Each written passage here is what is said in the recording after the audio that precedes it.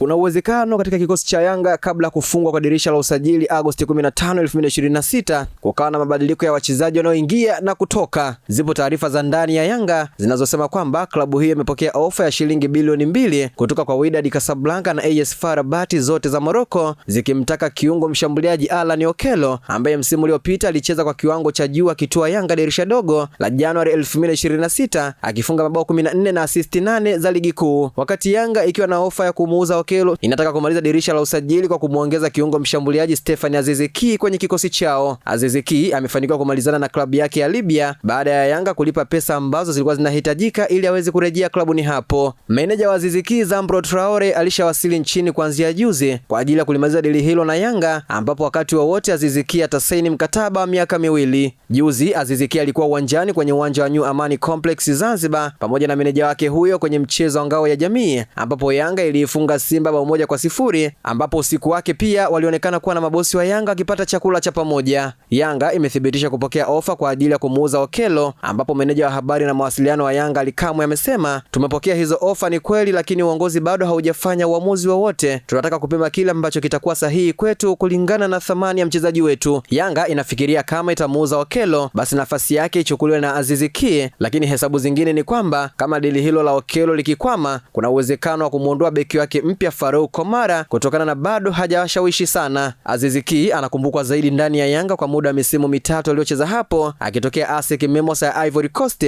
ambapo msimu 2023-24 aliibuka kinara wa ufungaji ligi kuu bara akipachika mabao 21 na assist 8, akiondoka mwishoni mwa msimu 2024-25 kujiunga na Wydad Casablanca ya Morocco. Ndani ya Wydad hakudumu sana, kwani alicheza hadi Januari 2026 akajiunga na Al Ittihad Tripoli ya Libya, ambapo baada ya hapo zikaibuka tetesi za kurejea Jangwani. Kama Yanga itamuuza Okello aliyefunga mabao 14 ya ligi kuu bara, basi itakuwa imeondoa jumla mabao 33 ya ligi kuu bara yaliyopatikana msimu uliopita, ambapo 10 yalifungwa na Prince Dube aliyekwenda Hard Rock FC ya kwao Zimbabwe na mabao 9 ya Laurindo Dilson Depo aliyeuzwa Petro Atletico di Luanda ya kwao Angola. Imeandikwa na Khatim na Heka na Olipa Asa na kusoma kwako na Hamza Saifo.